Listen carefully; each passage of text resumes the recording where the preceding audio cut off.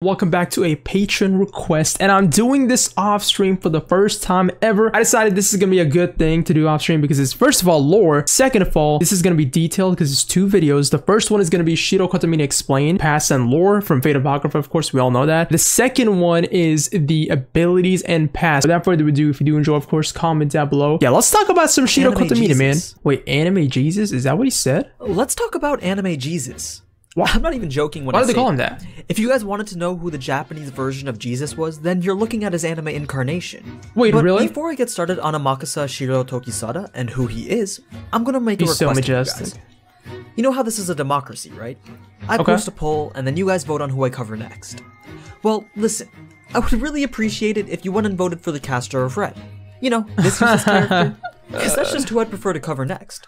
In the end, it really comes down to what you guys decide, so it can't really be helped. But, you know, I think it'd be pretty cool to talk about animation. And that's what I'm gonna do with the next Patreon exclusive. So whenever you're watching this, remember that we do have a slot open. We could either continue Mushoku, or I'm gonna put in some other names. We'll see. Whatever you guys pick is gonna be the winner. Without further ado, let's continue. Anyway, let's get into who you're here to see for this episode.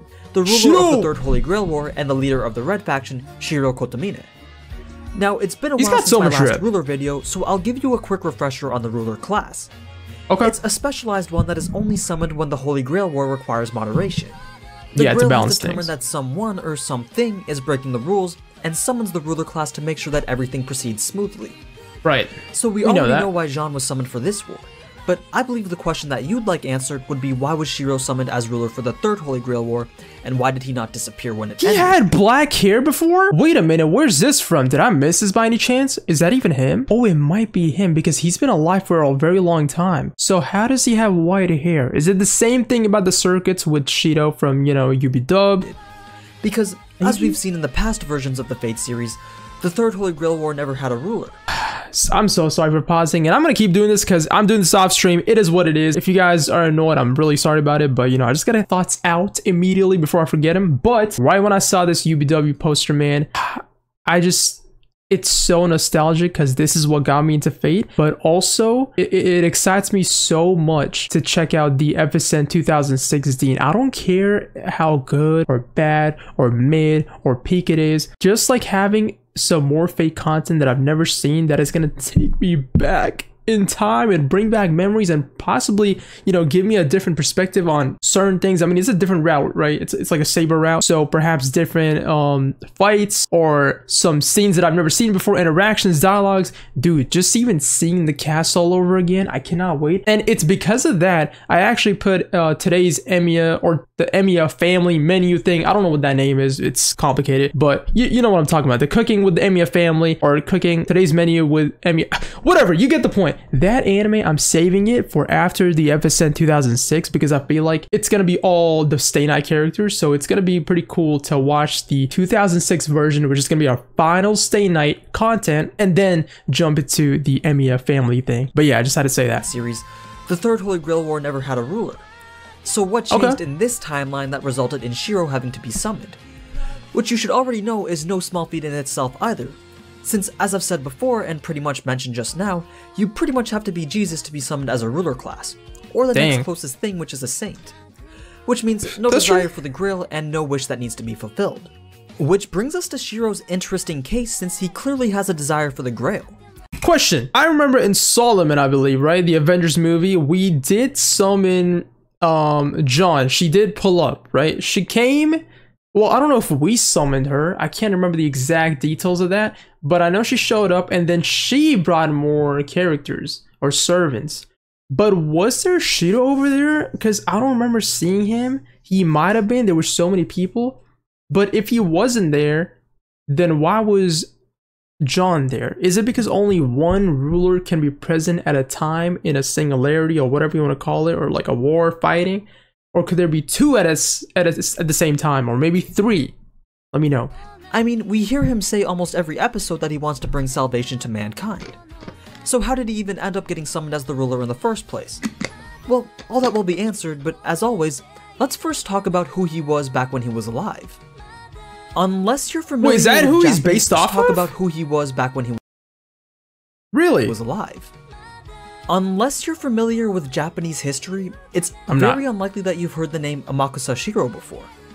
But he is based off of a historical figure, just like all the other servants. Ah. The historical Shirou lived a short life of 17 years back in the early 1600s, the Edo period. 17 he was born of years Catholic only? parents and became seen as essentially a holy person because he was said to perform miracles from time to time. But his name has been passed down the ages not because of those miracles, but rather because of his actions during the Shimabara Rebellion. This is claimed to be a religious uprising of Japanese Christians against the shogunate, but there was a mix of factors that led to this outbreak of unrest in an otherwise peaceful time. The first would be the— Wait, what's the— I never thought of this. What is like the dominant religion in Japan? Is it Christianity by any chance? I don't know. I never even thought of that before. It might be. Who knows? The insertion of new power over the land. The Arima clan had previously ruled over Shimabara and they were a Christian group, thus many of the people who lived there were also Christian. When the Arima clan was replaced by the Matsukura clan, many Christians became persecuted for their conflicting beliefs. Not only that, but heavy taxes were being put in place in order to fund the creation of a new castle. Losing money is enough to make any person get angry, but the poor treatment of those who were Christian led to the plotting of an uprising. Shirou was the closest thing to God that the people had at the time.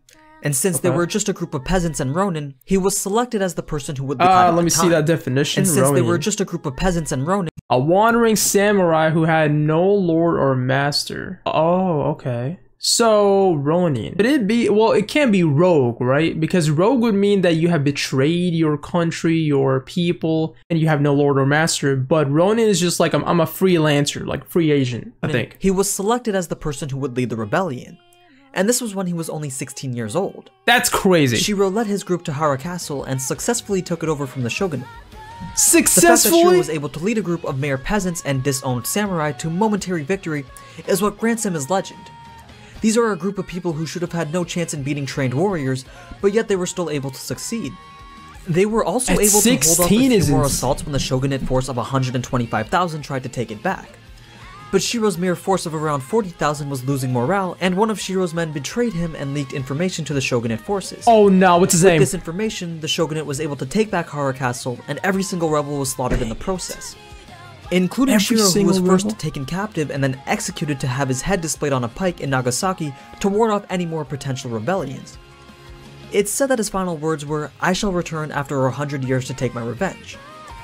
From this, many Japanese Catholics consider Shirou to be a folk saint, which are people who were said to be very spiritual during their lifetime and considered saints by others, but not recognized fully as a saint by the church through canonization. So he was killed, he was beheaded. That's how he died so early on. It wasn't no disease, it wasn't in battle. It was because of that stupid, whoever that guy was, man, oh my god. Betraying, like, I don't even care what side you're on, but betraying your people, leaking intel, being a rat, that's just a no-no. And because of that, we lost him at age, what, 17? So for example, Jean is a real saint, but Shirou isn't. Which brings me to the Fate version of Shirou's past. Okay. They refer to him as the Boy of Miracles, the closest thing to a saint that isn't a saint. They say that he was able to heal many wounds and even walked on water. Many started to call him the Son of God. But these miracles were attributed to his affinity to magecraft. Wait a minute, but they're talking about him because, like, look, when it comes to Fate, a lot of the servants and stuff, it's from, like, you know, myths and stuff. You know, a lot of times they're just stories. But for this guy in specific, this is like real history, right? This was a real actual person in Japan. This ain't no, you know, random person that we made up stories about, some Greek myths and stuff. No, this is an actual person. He walked on water? Wait, but is that a fact? I guess we can never know, right? But this man walked on water, healed people. Well, that's what they're saying, but then, I don't know. Walking on water? Magic came naturally to Shirou. So naturally that he wasn't even aware that he was using it when he performed his miracles. Magic. Whenever his powers would manifest itself, it was always through his subconscious. Then the Matsukura came, and with them came the heavy taxes and famine. This led to mass despair, and many people's only salvation came in the form of Christianity. But once the Matsukuras started to persecute them even for that, they had enough. Shirou became their leader, and with the help of the Ronin, he started an insurrection. It was the mindset of the people who fought for their cause that bears a lot of parallels to Shirou's current goals. They fought to defend their beliefs, and even though they would be sacrifices, they thought that their sacrifice would help make the world become reborn. Shirou knew this as well, and even though he knew victory would not be possible, he still fought so that this new world would be achieved. But then the impossible happened. A miracle allowed Shirou and his forces to win. But Shirou knew that this shouldn't have happened. Only a few were supposed to die in order for the message to be sent. But now that they've taken the whole castle, the only message that the shogunate would see would be a pointless rebellion that needs to be wiped out, and everyone would end up dying for it. So just as it happened in history, Shirou was able to defend the castle multiple times, but he ended up being betrayed and information was leaked to the shogunate commanders, who then used that to cut off their supply of food. The shogunate moved in when they were at their weakest and slaughtered everyone except for the traitor and Shirou. Before Shirou was executed, his only thoughts were that his actions led to the slaughter of his people. He knew he may as well have killed them with his own hands. He accepted the loss and took responsibility for the lives of his people, but he just couldn't accept that all the work they'd done would just be for nothing. So before he died, Shirou made one last prayer. He said, "So God, give me another chance. Next time, I won't lose sight of the bigger picture. I will eliminate all obstacles, enemies, and hardships in my way. Next time, I will obtain all the good in the world. A world where everyone is happy, everyone is good, and everyone is perfect. I mean, unfortunately, I don't know if there's a next time, create a new, pure world." And that's Shirou's past. Although he never came back 100 years later to get his revenge, he is back in Fate Apocrypha to create that world where everyone is happy, good, and bro, that's kind of funny. To bring salvation to mankind. He is back in Apocrypha, though. Now, since Shirou also has a past in the Third Holy Grail War, I'm gonna have to talk about that too before I get to his abilities. But since he's also got a long list of abilities, and I want to give a pretty thorough explanation of what had happened in the Third Holy Grail War, I'm gonna end this video here and post a part 2 tomorrow. Well, guess what? You guys don't have to wait a second because you know what? We're gonna jump right into it immediately. Yo, shout out to Annie News, by the way. I know. It's a little bit later than from what I promised. Okay, I know. No, it's not. It's a little bit like later than from what 10 I seconds. promised, but welcome back anyway to part 2 of my closer look into Anime Jesus, aka Shirou Kotomine. Right. In this part, we're going to get into what his role was back in the Third Holy Grail War, as well as talk about his abilities and noble phantasms. But first, if you haven't voted for the caster of Red yet in the community poll, please, just do me this one favor and vote for him. We're so close to beating out Atalanta, and listen, if I have to do her next, then guess what? You're all out of female characters to pick from. So, don't you think it'd be a nice Christmas present to see an episode dedicated to one of your waifus over the holidays? It's not too late to change your vote if you voted already. You know you can do that, right? Yeah. So just go ahead and click on Caster of Red for me, please. Anyway, let's talk some more about Shirou, starting with a quick reminder that this is a different timeline from the Fate Stay Night universe. Yep. Although we've seen familiar characters like the Ainsburns and the Kotomines, the major differing event was the manipulation of the Greater Grail to summon a ruler rather than the Avenger.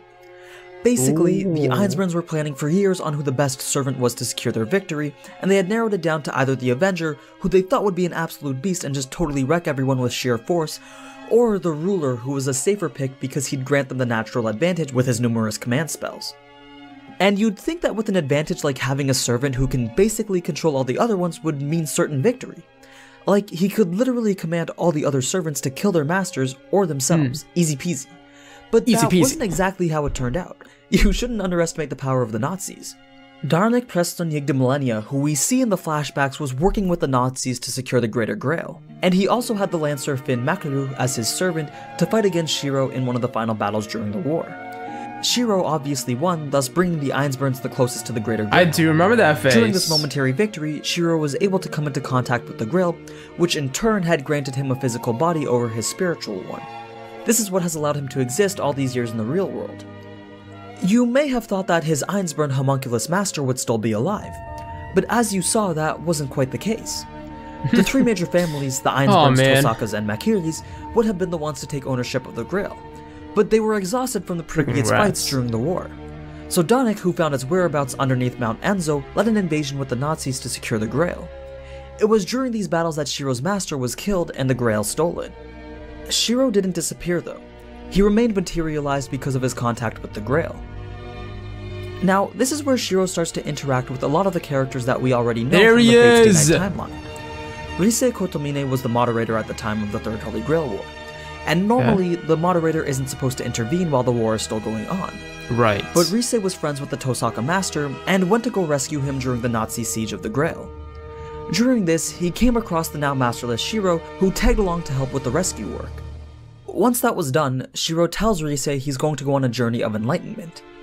Rise offers to help by granting him a position in the Kotomine family, giving him the name and identity of Shirou Kotomine, the foster son of Rise. Okay. The two kept in contact up until I always wondered, what the heck is this name? Like Shirou Kotomine? I thought it was a meme because, you know, like Nasu with the same saber faces and everything. I think he was, well, I thought he was going to do that with the names, the Shirou Kotomine thing, but it actually, you know, makes sense now because he was taken into the family. Kirei was born. Shirou, foster son of Rise. The two kept in contact up until Kirei was born. Shirou knew Kirei was an odd person and sensed that if he had gotten too close to his technical stepbrother, it would have been a fair bit of trouble. So Shirou kept his distance, only seeing him one more time at their father's funeral. It was after this that Shirou confined himself to the Middle East for 20 years in search of the catalyst for Semiramis, and this was all for preparation for the upcoming Holy Grail War. He was able to find 3 catalysts over the 20 years, but was also given a 4th once he was declared to be one of the masters representing the church in the upcoming war. Shirou had planned for this. He planned for all of it, even the summoning of Jeanne d'Arc as the ruler. Once Semiramis was summoned, he found the other 5 Masters of Red and coerced them into giving him full control of their servants. And the rest is pretty much where Fate Apocrypha begins. So it'd be pretty interesting to see how everything else turns out once the show reaches its conclusion. Obviously, if he wishes upon the Grail for the salvation of mankind, it'll just end the same way that Fate Zero did. But maybe he's accounted for that as well and has a different method of achieving. So, wait a minute. Like, his whole plan thing, it picks up after the real life lore? Is that what just happened? Because, you know, in the last video, he did say that, obviously, in the real life lore, when he got, you know, executed, he made his final prayer, like, God, give me another chance, another life, I'm gonna make it right, I'm gonna make this world a better place and all that. But that didn't happen in real life, of course, because it can't. But he said it happened in Apocrypha, so his story basically picks off of the real life event, if I'm correct. And that's basically the entirety of his Apocrypha goal. Giving his wish. One thing to note though too is that Shirou at one point in his life hated all of mankind. Remember when he was confronted by Ryder about his resolve? Shirou said that he hated everything and everyone. That was because of how willing humanity was to accept their failures and then repeat them. He doesn't see how humanity can constantly refer to life as being priceless while at the same time snuff it out like it's nothing. So he hated all of it. But rather than bearing this resentment within him forever, he accepted it and lives with it now through his mission to save mankind. Although that's just based on the words that he says, but I think that we should know better than to trust someone as manipulative as him. So that's who Shirou— Yeah, because in my head just now, I was like, wait a minute, you might have been the good guy after all. Like, Shirou, we should have just followed him from the get-go, but nah. Was and is. But what about what he's capable of? Well, considering that he's the ruler class, that means that he has God's Resolution, which is 2 command spells per servant that participated in the Third Holy Grail War. But only 3 in this war since he's only a master. He also has the True Name Discernment class skill, which shows him all information on any servant, including identity and skills. Wait, that's Other skills cheating! include Revelation, which is pretty much battle instinct, Charisma, which is the natural talent to command an army, and Baptism Rite, which is a type of magic where he links his 2 noble phantasms together, performs a chant, and causes the enemy to sublimate. He literally kills someone by turning them into a gas. Shirou was also given what's called a Spirit Board by the Church, which lets him see the status of every servant in the war. It's used to track down other servants and determine their identity, or even see if one has been eliminated from the war. Now, almost half his skills come from being a ruler, but if he wasn't a ruler, he'd actually be a pretty trash servant. He's not very good in close combat and isn't proficient enough in magic to be a caster class. He's quite fast though and is still considered a heroic spirit, so he does get some noble phantasms. Both his noble phantasms coincide with each other. One's his left hand and the other his right. They're called the left arm, Foundation of Heaven's Blessing, and right arm, Wickedness Predation. And they both allow him to use any of the miracles he was said to have performed for his persecuted people back when he was alive. In other words, it allows him to use any type of magecraft. His 2 arms link together the foundation of all magic and make it possible for him to use any type of it, even types that he was not even aware existed. Although, using a particular type of magic and mastering them are 2 completely different things. That's why he's still considered a pretty weak type of magus. But other than he's a master of none. Ability, his right arm also grants him a little bit of precognition, which gives him the ability to predict the future. And his left arm strengthens the body and has the minor side effect of eternal youth. I doubt that needs an explanation. That's a side effect. You can attribute his long and ageless life to this handy side effect. Anyway, I'm gonna take that any day. Everything on Shirou. I'm curious to know how you guys think things will play out for him in the next few episodes, so let me know your thoughts in the comments below. As always, thanks for watching. Well, that was the entire lore of Shirou Kotomine, but it's like, well, oh my god, what was his name, dude? Amakusa Shiro, there you go. Dude, I didn't know. I think I did know, somebody did mention before that he was based off of an actual real person, but I never knew about his lore, obviously, because they don't talk about that kind of stuff in the anime, like the actual lore. But it's surprising that this wasn't based off of some mythological, you know, just like a character and stuff from a story, but it was an actual real person. However, I do wonder, like, this guy actually was set to walk on water and stuff and have magical powers and heal people at what, 15, 16, 17 was his when he died. But still very interesting, because the story, I believe, in Apocrypha picks off of his, like, right when his real life story ends. So it's kind of like giving him a second chance, but in an anime, which is pretty cool. I like that. But yeah, man, W request. Shout out to you, Charm, for sending this in, and I'll see you guys in the next one. Bye bye.